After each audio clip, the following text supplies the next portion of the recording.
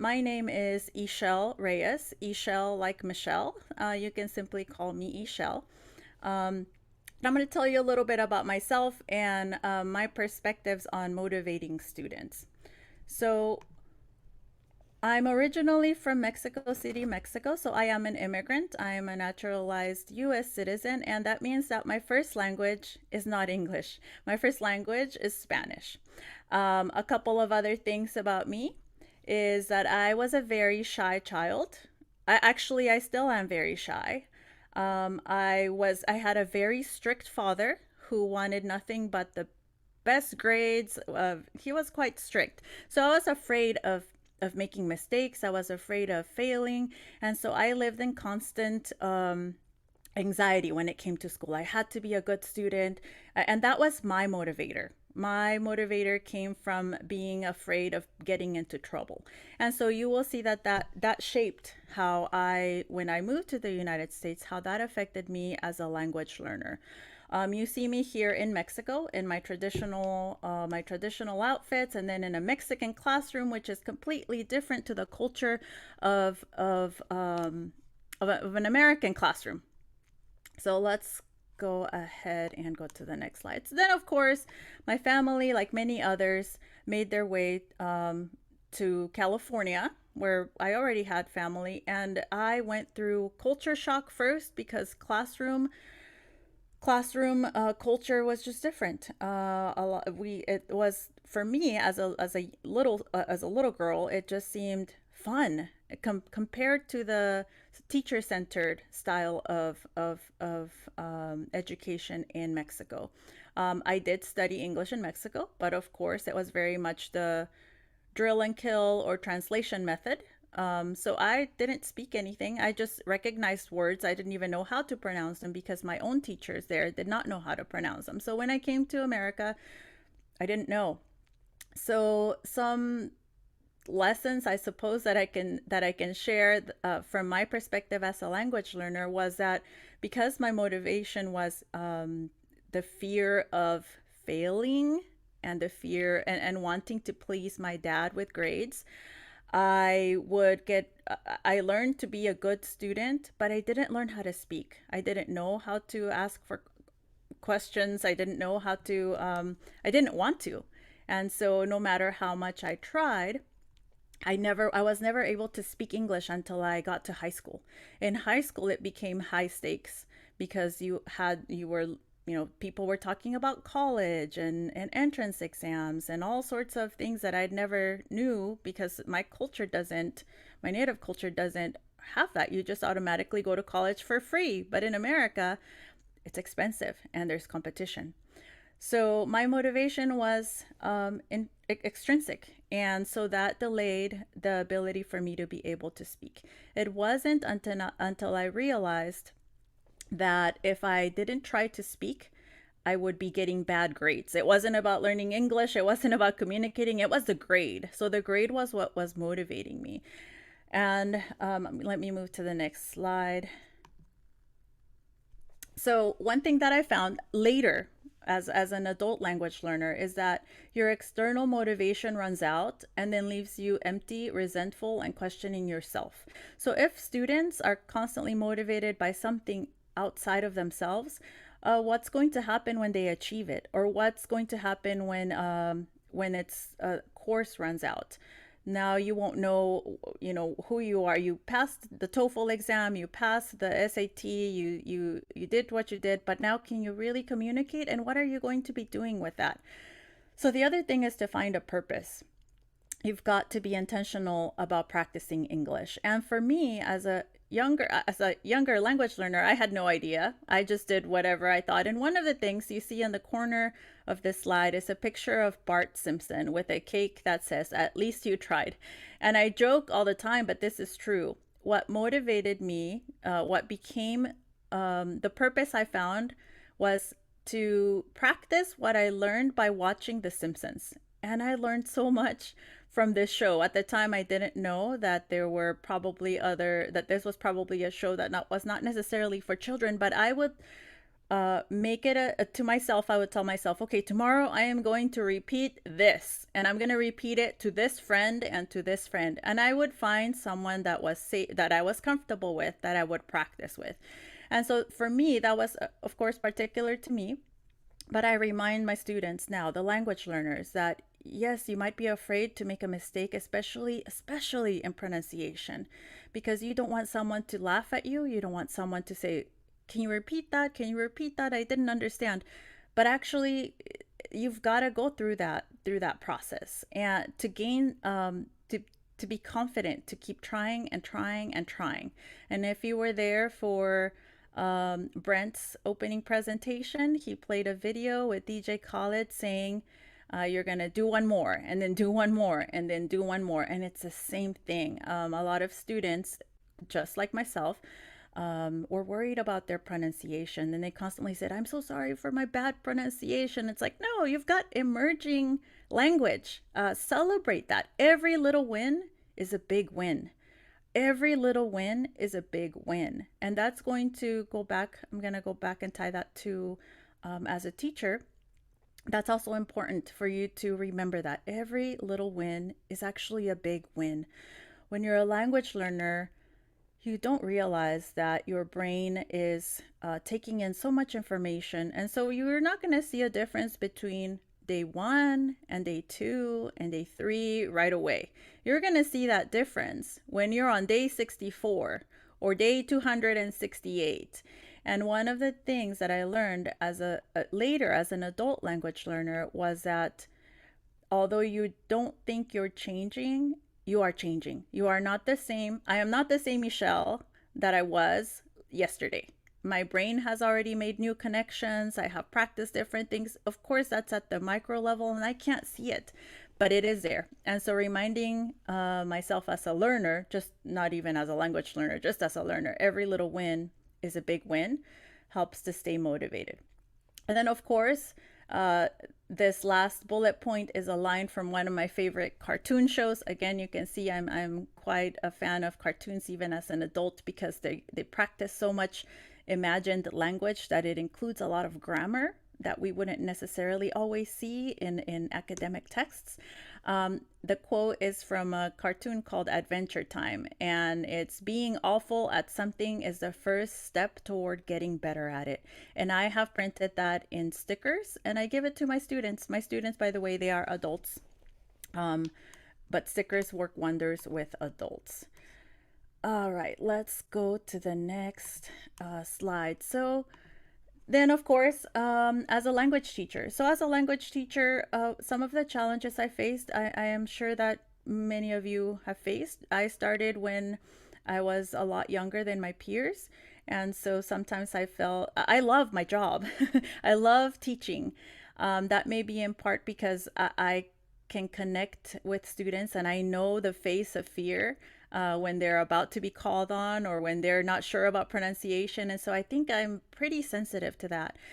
And so I love bringing down that nervousness or anxiety in the students and say, hey, you think I'm a native speaker, but I'm not. I struggled just like you, and you can get to that point just like me. But everybody's walking their own path. As a teacher, I found that there's not always support. Sometimes it's not support from colleagues. There may be colleagues who are ended up teaching English because they needed an English teacher, and that person may have traveled overseas and had some experience in another country. They may not have the appropriate background, or it may be someone who's been teaching for a long time and perhaps they haven't refreshed their ideas. And so throughout my presentation, I'm going to weave a couple of tools that you can use. Let me go to the next slide. And as Sangeeta mentioned at the beginning, she had this lovely preview of why motivation is important. And here's again, this is an old quote. It's from 2008, but a good language teacher must tap into the sources of intrinsic motivation and find ways to connect students with external motivational factors that can be brought to a classroom setting. And so there are many challenges you're going to face. students who are under time pressure to get scores, students who have prioritized other content areas, um, because maybe English is not their priority, or maybe they just don't find a purpose in it. They don't find it as valuable. That may be the last thing that they're worried about. And so those can be challenging. In the classroom, you might have a class of 50 students, 100 students, and not enough time to teach speaking practice. How are you going to do that in a classroom with 100 students? There is just so much that you face. And so I want to leave you first with two non-technology tools that you can take away. These are very easy reads. They don't take a lot of time, but they're very actionable and practical. And these are two. One is an old book that I use all the time, and I encourage all of the teachers that I train to read. Is this Brain Compatible Strategies on the right side. It's by Eric Jensen, and it's just you open it up to any page and you're going to find something. And they are just easy one-page strategy that you can use to start infusing your classroom with something that's going to motivate students, something that's going to pique their interest. And so when you create that atmosphere, then students start to notice the difference between the motivated teacher and how that's affecting their motivation, and the teacher that's just kind of burnt out. The other one is motivating students who don't care, proven strategies to engage all learners. And then we always, no matter how wonderful of a teacher you are, there's always going to be a student that for whatever reason they just don't care. And so these are strategies, different types of strategies that are going to help those students. So those, and by the way, my slideshow will be available. I will send it to our host so that you have this available. So those two are non-tech tools. All right, so as a language teacher, these are lessons that I learned. Reflect on the lessons that you teach, but also let go. Let go of the moments where you felt like, man, I tried this lesson and it didn't go the way I wanted. Man, I tried this lesson and today only 10% of my students were engaged. Man, I tried this lesson, but I was not observed by my administrators when the moments that I was shining, they just observed the bad moments. Let those go. Reflective teachers grow more, but remember to let go of what is beyond your control. Sit with that discomfort and then let it go, because tomorrow is another day. The next hour is another day. It hasn't happened, so it's another chance to shine. The other point I learned is something that has really stuck with me throughout COVID. During COVID, there were many teachers who lost their jobs. There were many teachers who had to now teach from home, sort of in isolation from their peers. And it led to a lot of people depression. I think that there's also some kind of trauma there that happened. And one of the conclusions that I came to is that you are not your profession. You are a wonderful human being before all of that. Burnout is real, and above anything else, you must take care of yourself in order to be able to take care of others. I think that teachers, particularly language teachers, they do so much already to take care of their students, and a pandemic is just something so big to hold on your shoulders as a language teacher, being expected to now do a lot of things online, a world that maybe was not explored by just many professionals. And so just remind yourself that you are you before you are anything else. You do not need to be defined by what you do. You are you before you are anything else. And if you remember that, the days when you feel down, you will stay motivated. The other thing that has been true for me ever since I became a teacher in 2000, well, I started teaching in 2002 as a very young kindergarten teacher, and later as a language teacher in 2008. So it's been quite a while. But the thing that really keeps me going is finding your own tribe. And when I say finding your own tribe or finding your people, it's finding those who are already doing things, and you want to learn from them. It's finding the people that are going to uplift you when you're down. It's finding the people that you're going to say, hey, I have this great idea, but no one wants to test it out. And that person's going to say, I'll test it out with you. Or it's that person, who will give you, who might give you ideas on something new to try, or feedback. These are the most supportive people can be those that you've never even met face to face. And pre-webinar, pre this webinar, we were talking about how some of the hosts have only met each other in person a couple of times.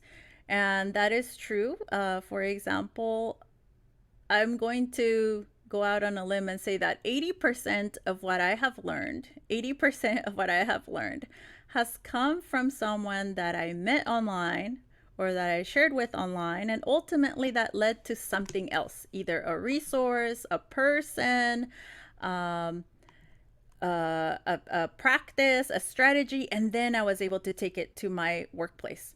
So find your tribe, build a network. It doesn't have to be at the place where you work. And I'll give you a few tips on that toward the end. So, and now a couple of the things a couple of things I've learned as a teacher trainer. So ultimately, now I've always wanted to train teachers, and that's because I want to motivate teachers to be motivated, stay motivated, and to motivate your students. I think one of the most exciting challenges for me is when I find a grumpy person, whether it's a student or a teacher or an administrator, someone who says, no, that can't be done. No, we've never done that. No, it's not going to work. Because I like to take that and then poke around until I show that it might work. You don't really know unless you try. And then you might tweak something and it might work. There's been so many times when someone told me, no, that students aren't going to like that. No, students are going to think that's for kids. No, that they'll never come to your class. No. Every time I've proven them wrong. And then it's like a little bit of like, do you see that this can be done? It's really a shift in your mindset. As a teacher trainer, you see a picture here of me in Japan. I was recently there. I was training military teachers. And so this plane that I'm in front of is the plane that took aid to Ukraine at the beginning of the war. So I got the chance to take a picture in front of the plane. But there are several lessons now that as a teacher trainer, I have learned, and I'm still learning. I would like to share some of those because at some point in your teaching career, you start feeling like, oh, we've done this before. I know what to expect from my students. This is typical. But the reality, and then you become very good at what you do. You become very good at what you teach. You become very good at understanding the areas of error that students might face. But that doesn't mean you know it all. So let me go through some of the things. And this is particularly tied to COVID. And these are some of the problem areas, the challenges that teachers faced. Well, one of them was that many teachers, well, this is just in general, many teachers work even through their weekend or on their time off. This leads to burnout. And COVID brought screen burnout. If you were already teaching online, then you probably understood that you had a framework for how to teach online. But if this was the first time for you, then this was probably exacerbated because we were all learning together. We may not have had the equipment ready to go. And so we were expected to do what we normally do in a physical classroom in a digital workspace. So that led to a lot of burnout. And these are kind of some of the challenges that I heard all the time. How do I get students to participate? What if my students aren't turning in assignments? How do I motivate my class? Should I be doing 6 hours of screen time? Is it okay to turn off my camera? Is it okay for students to turn off their camera? How many hours do I give them? How do I know they're not cheating? How do I know they're not plagiarizing? And on and on and on and on and on. And so, of course, this leads to burnout. These are questions that we were all navigating, I think, even now. And this is, I don't know how many of you have experienced this, but screen fatigue is real. At the beginning of the pandemic, there were some administrators that I met who always wanted their teachers to have the cameras on, and all the students there for accountability. And the problem there is that it's like we don't trust the students. And sure, there are going to always be students who maybe goof around during the time when they're supposed to be working, but that's beyond our control. But screen fatigue messes with your circadian rhythms, which are regulated by sunlight. And the blue light from screens results in less melatonin being released naturally from your brain. And so now, of course, many of us have the blue light blocking glasses or the screens. But all of this can also lead to higher incidence of headaches, insomnia, your posture if you don't have an ergonomic workplace. And many of us were working from our couch or our kitchen, or maybe we still are. I don't know. Maybe now you've configured an area of your home to be more of an office. Also, there's less physical activity, less blood flow to the brain, so less creativity, really.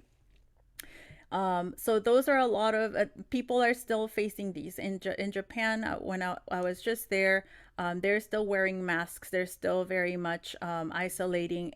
Sometimes, depending on the class, it's still online. They are still dealing with this. In America, sometimes we feel like, oh, we don't have to do this anymore. We're doing everything face to face, but that's actually not true in many places of the world. So, acknowledging that this is happening should help you to now adjust for this within your lessons and your teaching. From one of our experts, this is Mr. Larry Ferlazzo. He's an language teacher, and he's just look him up. He's got a ton of really good stuff. But he says we are competing with video games, sleep, and other activities. So when the students are at home, we're competing with their video games. We're competing with their extra device. We're competing with wanting to fall asleep while the teacher is lecturing and turning off our camera and other activities. And so therefore our activities have to be more engaging. That places a lot of pressure on the teacher. All right. And as you are considering, as you are evaluating how you plan out your lessons, what you're covering in a week, how you're covering it, remember that screen time does not equal learning or engagement. The students might be there, but does that mean they're learning? How are we going to know? Because their picture is there? Because because the teacher said, okay, I need to hear someone talking? They may comply. Remember, students are afraid of disappointing, so they're going to comply. But when the screen is off, when the class is over, are they really learning? Are they using the language that you practiced? Is that student now motivated? Do they have intrinsic motivation? And you can't give it to them, but you can help connect it, sure enough. Are you giving students choices? Things that can be done asynchronously? Are you maintaining positive relationship with the students? There are many things that have shifted now because of having to teach online, or maybe in a blended classroom where you are having to teach some of them online and some of them in the classroom. That happened to me. I was in Colombia training some students. Two of them had COVID. They had to isolate, but they were still in class on a computer, and the rest of my class was physically there. So that created a very challenging situation because there were two separate things to have to keep track of all the time. And then communicating with students can be done synchronously. You can always, I think you probably had a few strategies from Miss Teresa, at the beginning of today. Those are things that can be done synchronously to take moments to communicate with the students. And I do have a source here. You'll have all of these sources at the end. Remember that in the digital classroom, just evaluate what activities can be done outside of Zoom or outside of whatever video platform you are using. You've got to balance the work you give students because you've got to be kind to yourself. You don't want to add more work to you because you're going to burn out. And again, being on the screen does not always mean that it equals learning. You need brain breaks. The students need bring breaks. You need a break. As I said before, small wins, especially in the digital classroom, they are big wins. We've got to give ourselves permission to let go of what is beyond our control. There are areas in my workplace where I think if only we did this, we would be a better team, we would run better, our teachers would be less stressed, and our students would have more time for this. And the reality is that that is beyond my control because there's layers above me and layers above my administrators. And I will never be able to get there. I will just burn out trying to think of like, oh man, if only this, if only this. But within my control is a group of teachers that I mentor. Then there's a group of students that I work with. I can control that.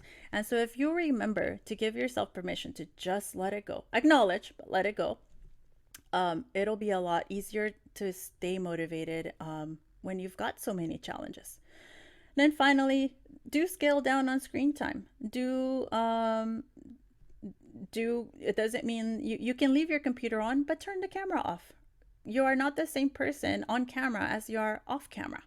And so that does affect how your heart is beating, the anxiety that builds up in a student, especially language learners, the way that you're formulating your sentences, etc. It does.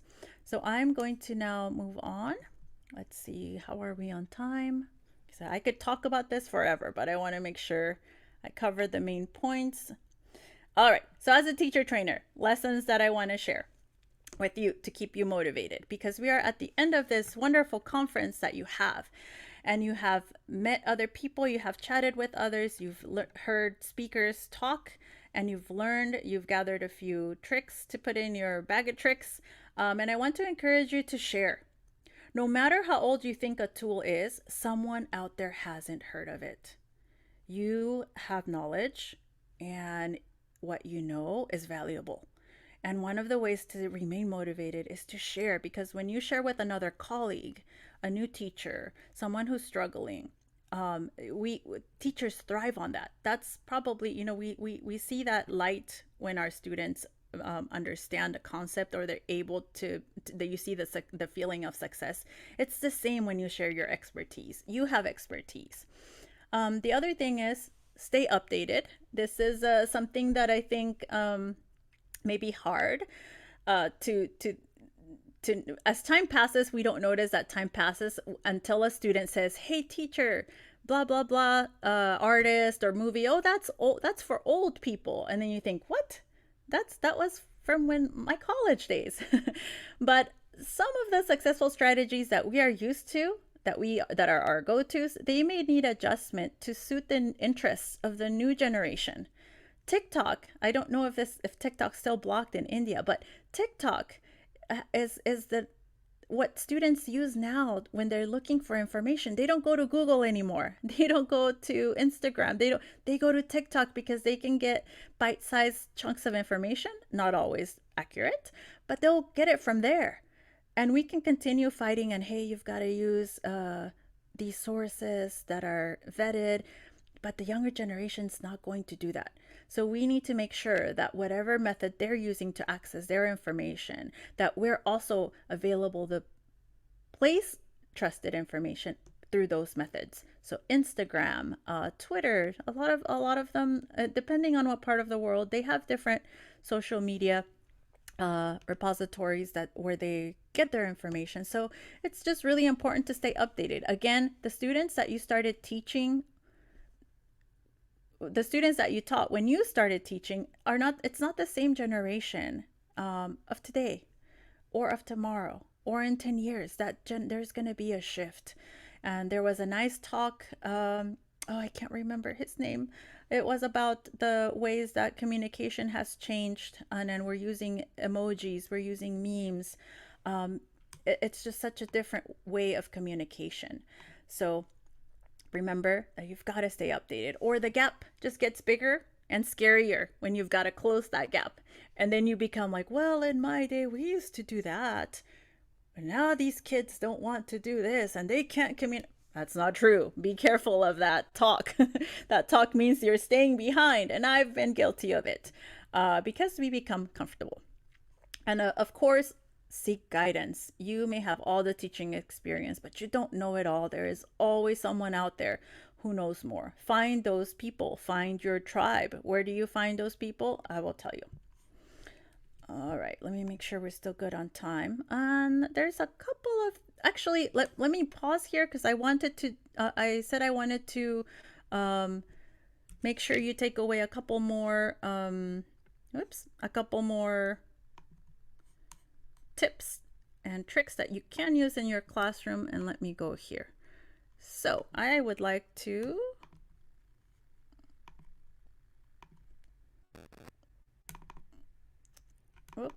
it's slowing me down. Okay. In the chat, I'm going to use something called Answer Garden. And I want you to, if you can, hold on just a second. Let me stop the sharing so I can share it. It's a poll. If you haven't used it, I want to make sure you at least take this easy. You don't need to have an account. But I would like to know, what challenges do you face as a language teacher? And so hopefully you'll be able to click or copy that. And you're only going to type an answer here. I'm just going to keep refreshing and give you some time.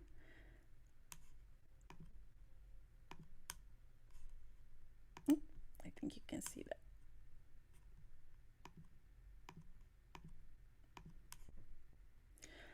So Answer Garden is something that you can use to ask your students how they feel about a language skill or anything. You can make any question. And if you're teaching online, you can use it through Zoom. Once students start typing an answer, I don't know if that went through into the chat, but you share a link.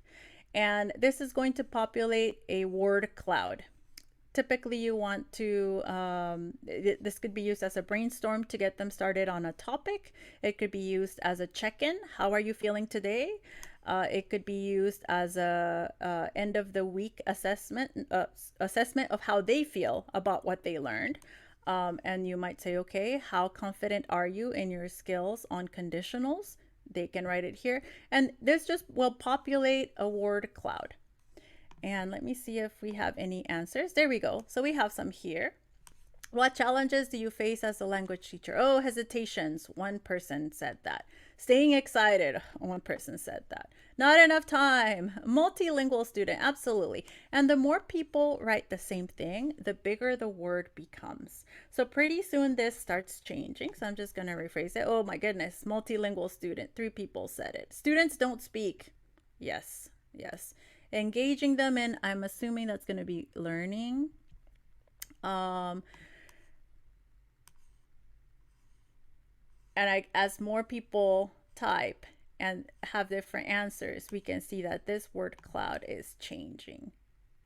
Comfort zone, nervousness, of course, lack of interest, absolutely. And so this is going to grow, but this is a tiny tool. I call it a tiny tool because it doesn't take a lot of memory on your computer, doesn't require an app, doesn't require an account. And at the end, you can always download this or screenshot and paste it. So I'm going to do just that. I'm going to screenshot what we said, and then I'm going to paste it into my presentation. But I like to use this tool to motivate students at the beginning. It's like, oh, it's something different. Oh, it gives us a place to start talking if we're covering a particular theme or topic. And so let me go back here. Challenges. And so this is Answer Garden. So I wanted to leave you with another, you've got the books. Now here is the digital tool, because technology can help us to be less stressed, less to motivate. And it doesn't have to be this expensive tool. It can simply be something like Answer Garden, which is very old, but it does the job. It's quite simple. All right. Now, I don't know how are we on time? Can someone give me One of our, yes, and I see that you are sharing other tools. If you know another tool, please put it in the chat, because this is the part where you get to learn, see what other people are using. Remember, I told you, find your tribe. If you need it, find your tribe and share, get as many tools as you can from them. I'm assuming we're okay on time, so I'm gonna go ahead a little bit. Okay. Ixchell, Yes. Yes. sorry to interrupt. Nope. Another maybe 5 minutes so that we Okay. can keep some Perfect. time for Q&A. Yes. Yes. Yes. Yes. I want to make sure. I didn't know whether to pause now for Yes. Q&A or share another. Okay. Let's do in the let me see. In the interest of time, and because I do want to make sure you have a chance to ask me questions, I'm going to forward this, but I'm not going to show everything here. But displaying student work is a way to foster pride, autonomy, and purpose. And here we have a very low-tech poster session that students are preparing. And in this case, these were all students who were learning academic English in the STEM field. They had read a very difficult research article on fox domestication and two different versions of two different biologists and researchers' points of view. And part of what they had to accomplish is to explain so they could get a score. And usually this is done through a paper, but also I don't know if they really internalize the process, and if they can explain it. They can certainly write a paper. So I had them illustrate it. So there's a low tech. It was a group project, helps them to collaborate. And then what I had them do is to use something called Flip, which you may know as Flipgrid. It's formerly Flipgrid. It is now Flip. And students could use their phone to record themselves explaining the theories, the two different theorists. And then, here's another. That ultimately became a different online panel of different explanations by different groups. And students were asked to listen to two of them, not in their group, two people, not in their group, and give them feedback. So that meant that students had to practice what they were going to say. Oh, and there was a time limit. It was just a 2 minute time limit, because we want to make sure that they're successful. So 2 minutes to say what they needed to say, post it, and then someone needed to listen and give feedback. And so we got all sorts of different ways of explaining fox domestication. In some cases, some of the students had a hard time understanding, so students gave feedback. And so that is Flip. I'm not going to be able to demonstrate how to use that, but you sure can find people who have used it.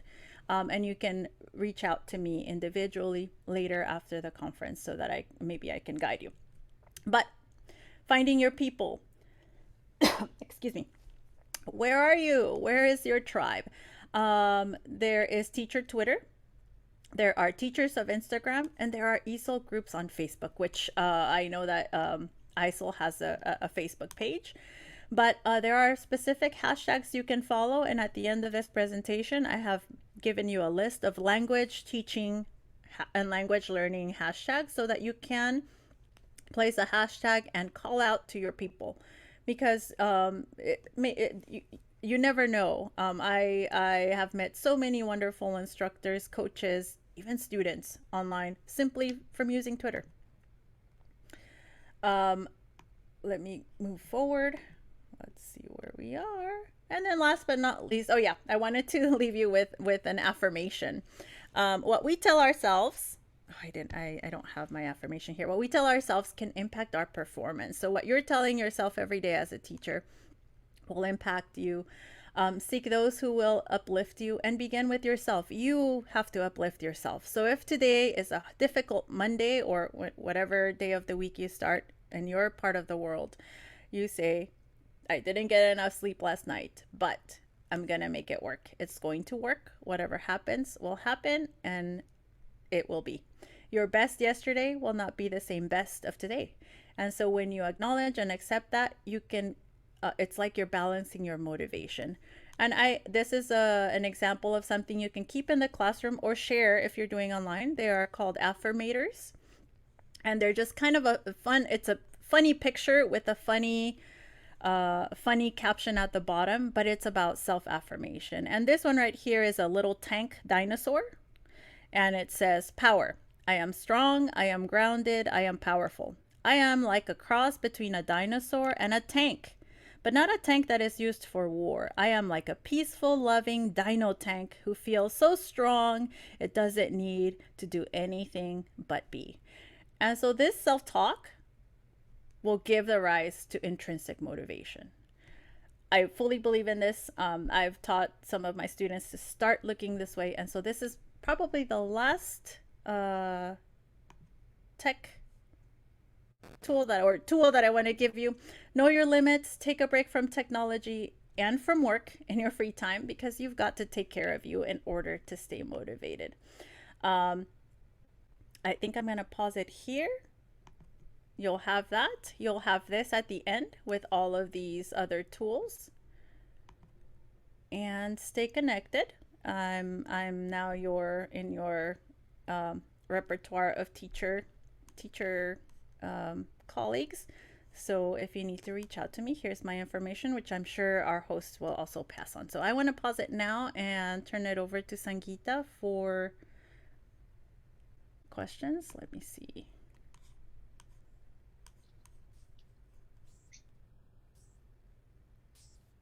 Thank you so much, Professor Ixchell, for your illuminating and insightful talk. I'm confident that our audience has found this session an enriching and thought-provoking experience. Your interactive presentation was exceptional. It was indeed a scholarly discussion. Thank you for sharing your observations with us today, enlightening us on maintaining motivation in the language classroom. Thank you so much for covering all the points